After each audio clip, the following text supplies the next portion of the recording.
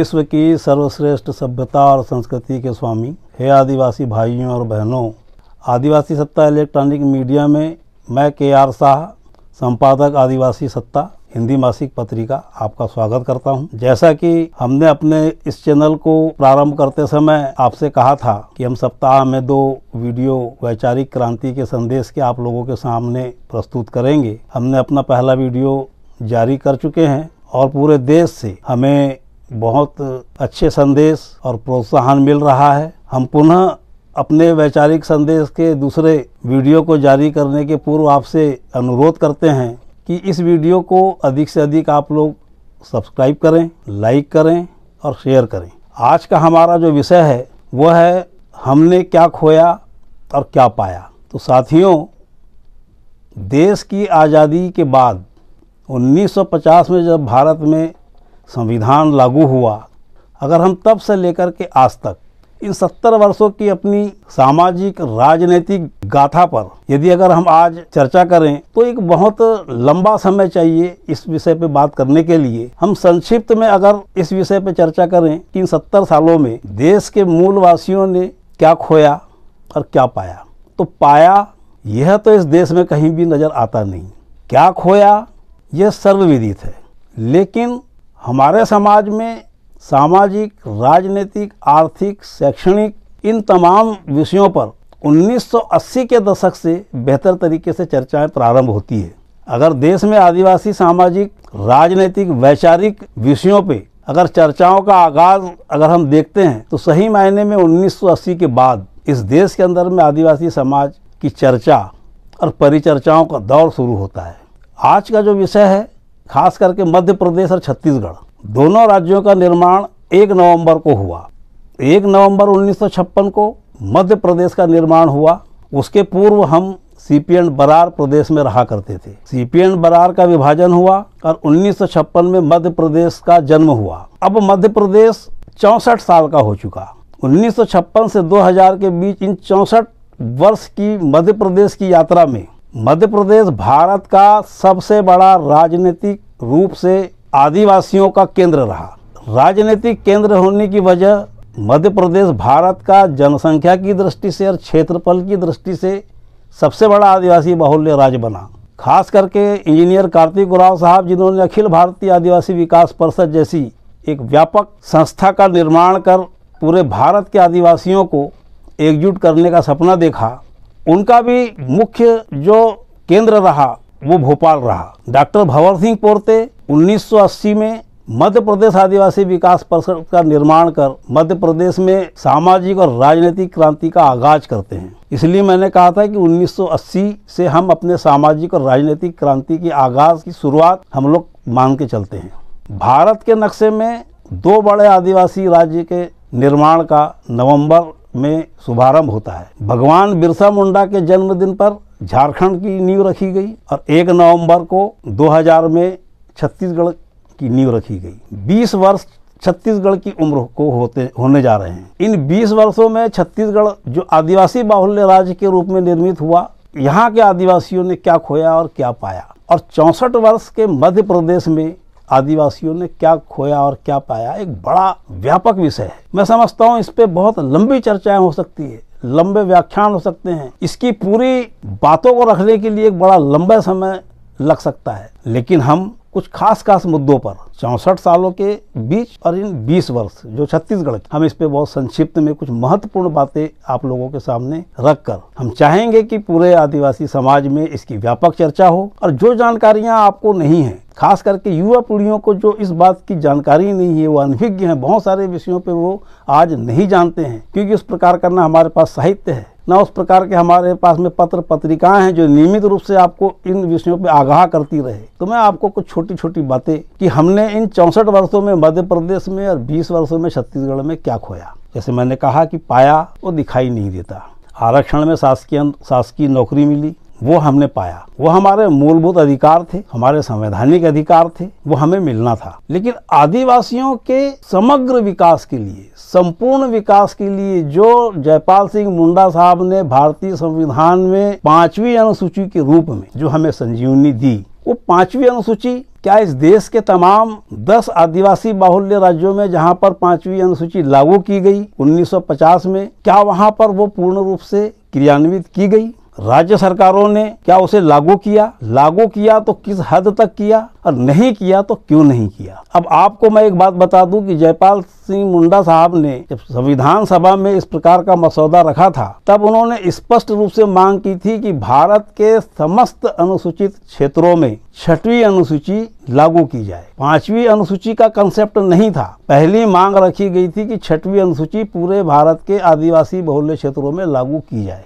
उस चर्चाओं में संविधान सभाओं के सदस्यों के द्वारा यह हुआ कि इस प्रकार का 6 शेड्यूल पूरे ट्राइबल क्षेत्र में लगाना संभव नहीं होगा, तो उसके सब्स्टिट्यूट के रूप में 5th शेड्यूल बनाया गया और संविधान सभा में उसे स्वीकार कर लिया गया। साथियों, अब आपको जानकर के बड़ा आश्चर्य होगा कि भारत में पूर्वोत्तर जो राज्य हैं हमारे आदिवासी बहुल्य राज्य, वहाँ पर 6वीं अनुसूची लागू है। लेकिन ये 6वीं अनुसूची 1950 से लागू नहीं हुई। ये बहुत कम लोगों को इस बात की जानकारी है और प्रायः लोग ये मान के चलते हैं कि संविधान जब लागू हुआ तो 6वीं अनुसूची पूर्वोत्तर भारत में लागू हुई और शेष भारत में 5वीं अनुसूची लागू हुई। ऐसा नहीं हुआ। संविधान लागू होने के बाद पूरे देश में पंडित जवाहरलाल नेहरू की पहली सरकार ने 5वीं अनुसूची को पूरे देश में लागू किया। उसमें पूर्वोत्तर हमारे भारत के जो राज्य अरुणाचल प्रदेश हो गए, आपका त्रिपुरा हो गया, मेघालय हो गया, नागालैंड हो गया, इन राज्यों में भी 5वीं अनुसूची ही लागू हुई। अब 6वीं अनुसूची फिर कब लागू हुई और क्यों लागू हुई, ये हमारे आज की खास करके युवा पीढ़ियों को जानना बहुत आवश्यक है। 1976 में 6वीं अनुसूची पूर्वोत्तर भारत में लागू की गई और बड़े मजबूरी में लागू की गई। भारत सरकार ने बड़े स्वेच्छा से उसको लागू नहीं किया। 1962 में चीन ने जब भारत पर आक्रमण किया और हमारा देश बुरी तरह पराजित हुआ और हमारा बहुत बड़ा भूभाग आज भी उसके कब्जे में, उस युद्ध के बाद जो उसने कब्जा किया वो उसी के पास में है। उस समय चीन अपनी विस्तारवादी नीति के चलते चीन से लगा हुआ है अरुणाचल प्रदेश और उसके सटे हुए आसाम, मणिपुर, मेघालय, त्रिपुरा। तो चीन चाहता था कि ये जो प्रदेश हैं हमारे सरताज प्रदेश हैं, वो उनको अपने देश में शामिल करना चाहता था। और 1962 के बाद जब चीन विजय हुआ और भारत की करारी शिकस्त हुई उस युद्ध में, तो यहाँ पर विद्रोह शुरू हुए नागालैंड में, मिजोरम में, अरुणाचल प्रदेश में। और फिर वहाँ पर ये मांग की गई कि या तो 6 शेड्यूल लागू करिए या तो हम चीन में शामिल हो जाएंगे। और जब इस प्रकार का जब माहौल वहाँ निर्मित हुआ और जब भारत सरकार को लगा कि यह राज्य हमारे हाथ से निकल सकते हैं, तब भारत सरकार ने 1975 में निर्णय लिया कि हम 6 शेड्यूल लगाएंगे और 76 के आसपास उसको लागू किया। अब कितनी बड़ी विडंबना है ये कि 6 शेड्यूल भी भारत सरकार ने लागू किया तो मजबूरी में किया कि अगर ये प्रदेश हमारे हाथ से चीन के पास न चले जाए। तो साथियों, जब सरकार 6 शेड्यूल बहुत मजबूरी में लागू की तो 5th शेड्यूल को तो उन्होंने आज तक क्रियान्वित होने ही नहीं दिया। 1950 से लेकर के अब तक जो भारत के 10 राज्यों में जो 5वीं अनुसूची लागू की गई है, वहाँ पर 1990 के बाद हम देखते हैं कि सामाजिक संगठनों के माध्यम से 5वीं अनुसूची के क्रियान्वयन की मांगे लगातार जारी है। आज भारत का प्रत्येक आदिवासी बाहुल्य राज्य अपने प्रदेश की सरकार से यह मांग करता आया है और करते आ रहा है और निरंतर कर रहा है कि 5वीं अनुसूची को ईमानदारी से आदिवासी क्षेत्रों में क्रियान्वित किया जाए। तो सवाल ये उठता है कि सरकार 1950 के बाद से लेकर के कांग्रेस और भारतीय जनता पार्टी ने इस देश में शासन किया। मध्य प्रदेश और छत्तीसगढ़ जो आदिवासियों के बड़े राज्य हैं, वहाँ भी कांग्रेस और भाजपा ने लंबे समय तक शासन किया।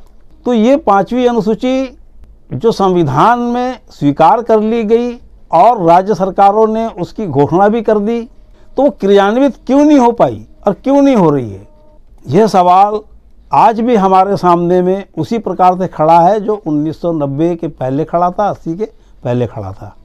तो साथियों, संविधान में हमें जो राजनीतिक आरक्षण मिला है और हमारे जो जनप्रतिनिधि आरक्षित क्षेत्रों से चुन करके जाते हैं, ये हमारे आदिवासी सांसदों और विधायकों का संवैधानिक अधिकार है, उनका राजनीतिक और सामाजिक अधिकार है कि वो इस कानून को, संविधान की इस अनुसूची को अपने आदिवासी बहुल्य क्षेत्रों में लागू करने के लिए काम करें।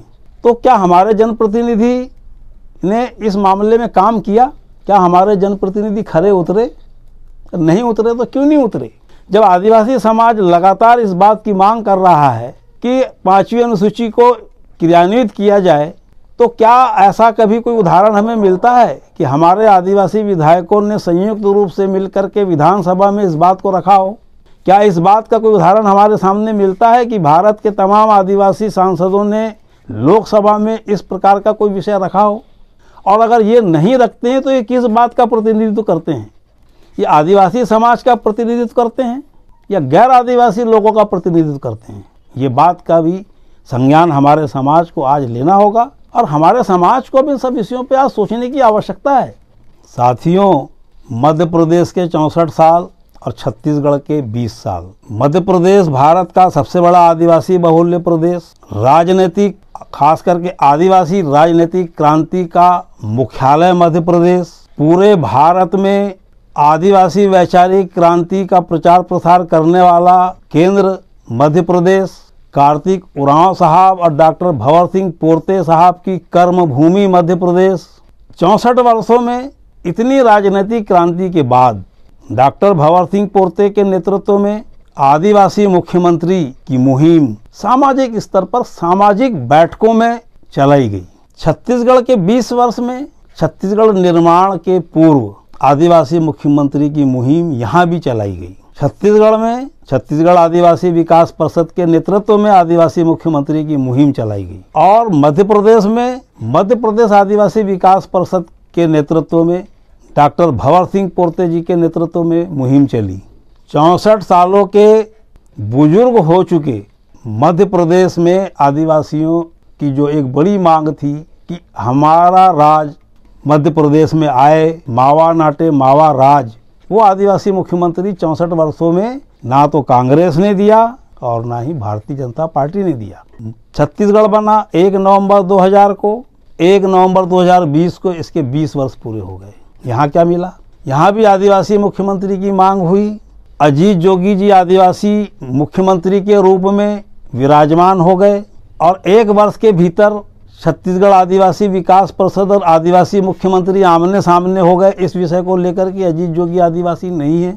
और एक बड़ा एपिसोड हुआ, बड़ी बड़ी घटनाएं हुई। 2001 से लेकर के 2003 तक आदिवासियों के मुंह पे कालिक पोत दी गई, उनकी महासभा को भंग कर दिया गया। आदिवासी विकास परिषद के प्रदेश अध्यक्ष की हैसियत से मुझे 1.5 माह फरार रहना पड़ा। हमारे साथ हमारे तमाम साथियों के मुंह में कालिक पोती गई। ये एक फर्जी आदिवासी का मुद्दा राष्ट्रीय स्तर पर विख्यात हुआ। अंततः आदिवासी समाज को अपना आदिवासी मुख्यमंत्री छत्तीसगढ़ में भी नहीं मिला। तो आदिवासियों ने क्या खोया और क्या पाया, ये हमारा आज का विषय है। तो हमने सिर्फ खोया है। 70 साल की देश की आज़ादी के बाद हम अपने जल जंगल ज़मीन से लगातार वंचित होते चले जा रहे हैं। हम अविभाजित मध्य प्रदेश में थे, तब भी जल जंगल ज़मीन से हम वंचित होते रहे। छत्तीसगढ़ राज्य बना, यहाँ भी हम जल जंगल ज़मीन के लिए आज भी लड़ रहे हैं। बगैर नक्सलवाद की चर्चा की आप छत्तीसगढ़ की बात ना तो प्रारंभ कर सकते हैं और ना समाप्त कर सकते हैं। तो साथियों, नक्सलवाद एक बड़ी समस्या छत्तीसगढ़ की पहले भी थी और आज भी बनी हुई है। छत्तीसगढ़ का जब निर्माण हुआ और कांग्रेस की सरकार 2003 में यहाँ से समाप्त हो गई और भारतीय जनता पार्टी की सरकार यहाँ पर निर्वाचित होती है और डॉक्टर रमन सिंह के नेतृत्व में 2004 में सलवा जुलूम नामक एक आंदोलन का प्रादुर्भाव होता है। सरकार पीछे खड़े होकर के आदिवासी समाज को सामने रखकर सलवा जुलूम आंदोलन को प्रारंभ करती है। सलवा जुलूम जैसा आंदोलन पूरे बस्तर को तबाह करने के लिए बनाया गया और उसने बस्तर को तबाह कर दिया। वह भी एक बड़ी कहानी है जिस पे हम व्यापक रूप से चर्चा कर सकते हैं। आदिवासी सत्ता हिंदी मासिक पत्रिका के माध्यम से हमने इस विषय को बड़ी प्रखरता के साथ बेबाक तरीके से पूरे देश के सामने रखा और हमारे व्यापक अभियान के कारण ही सुप्रीम कोर्ट में जब ये मामला गया और सुप्रीम कोर्ट ने सलवा जुलूम पर रोक लगाई, यानी भारतीय जनता पार्टी की सरकार सलवा जुलूम को नहीं रोकना चाहती थी। अब बिना बस्तर की चर्चा किए आप छत्तीसगढ़ की बात कर नहीं सकते। छत्तीसगढ़ की क्या पहचान? बस्तर और सरगुजा ही तो छत्तीसगढ़ की पहचान है। यही दो ऐसे क्षेत्र हैं जो छत्तीसगढ़ की पहचान बनाते हैं। बहुसंख्यक आबादी आदिवासी समाज की इसी संभागों में रहती है और इनकी क्या दुर्दशा है ये किसी से छुपी नहीं है। तो साथियों, यह एक वैचारिक क्रांति के माध्यम से हम चाहते हैं कि हम आपको यह संदेश दें कि विचार करें कि ये परिवर्तन हमारे समाज में क्यों नहीं आ रहा है, ये परिवर्तन हम कैसे लाएं। जिन जनप्रतिनिधियों को हमने अपना मसीहा समझ करके अपने संवैधानिक अधिकारों का पूर्ण रूप से पालन करने के लिए एक आसार विश्वास के साथ उनके पीछे खड़े रहे इतने लंबे वर्षों तक, अब सर्वविदित है कि ये खरे नहीं उतरे और अब ये भविष्य में खरे उतरने वाले नहीं हैं। तो समाज की इन समस्याओं का समाधान कैसे होगा? तो जैसे कि हमने पहले भी कहा था कि समस्या हमारे भीतर की है और समाधान भी हमें ही खोजना होगा। नक्सलवाद इसका समाधान नहीं है। हम नक्सलवाद के कभी समर्थक न थे, न है, न रहेंगे। नक्सलवाद से आदिवासी समाज की समस्याओं का समाधान नहीं होने वाला है। राजनीतिक क्रांति से और आदिवासी सत्ता की प्राप्ति से हम अपनी तमाम समस्याओं का समाधान खोज सकते हैं। हमें इस दिशा पे बढ़ना पड़ेगा। हमें राजनीतिक रूप से भी अपने समाज को जागरूक करना पड़ेगा। मावा नाटे मावा राज का जो सपना हमारे पूर्वजों ने देखा, उसको साकार करने के लिए आदिवासी समाज को संगठित रहना पड़ेगा।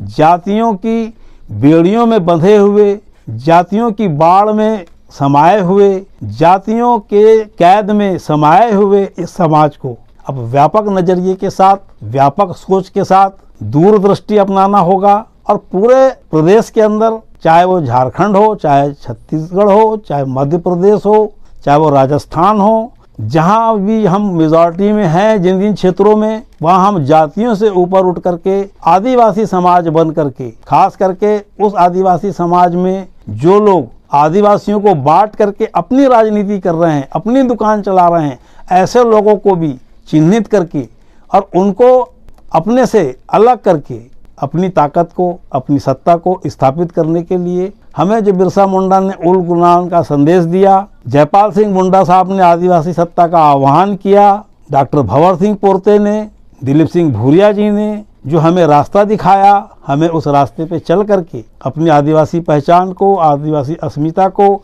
और अपनी आदिवासी सत्ता को प्राप्त करने के लिए एकजुट हो जाने के लिए तैयार होना चाहिए। मैं समझता हूँ कि अगर मैंने पहले भी कहा था कि अगर हम खोने की बात करें तो हमने इतना अधिक खोया है कि हमें 60 मिनट से 90 मिनट इसको बताने में लग सकता है, लेकिन हमने संक्षिप्त में आपको बताया कि हमने खोया ही है, पाया कुछ नहीं है। आदिवासी सत्ता में एक स्लोगन बहुत मशहूर हुआ, बहुत लोकप्रिय हुआ कि हे आदिवासी तेरे पास खोने के लिए क्या है? कुछ नहीं है। तो तू मरने से डरता क्यों है? उठ, लड़ और अपनी सत्ता को प्राप्त कर, क्योंकि धरती का सारा ऐश्वर्य तेरा ही इंतजार कर रहा है। हे आदिवासी तेरे पास खोने के लिए क्या है? तो साथियों, इस वीडियो को, इस वैचारिक संदेश को अधिक से अधिक आप सब्सक्राइब करें, लाइक करें, शेयर करें और खास करके आप व्हाट्सएप ग्रुप में जितना अधिक से अधिक इस वीडियो को अपने परिचितों को, अपने मित्रों को, अपने दोस्तों को, अपने रिश्तेदारों को अधिक से अधिक शेयर कर सकते हैं, करें, क्योंकि आने वाले समय में हम विचार क्रांति के आपको बहुत अच्छे अच्छे वीडियो और विचार सुनाएंगे। इसी एपिसोड में आदिवासियों ने क्या खोया और क्या पाया कि और बहुत सारी बातें जो हम इस वीडियो में शामिल नहीं कर पाए हैं उसको अगले वीडियो में शामिल करेंगे। इसी के साथ आज का यह संदेश यहीं पर हम समाप्त करते हैं। जय आदिवासी, जोहार, जय सेवा।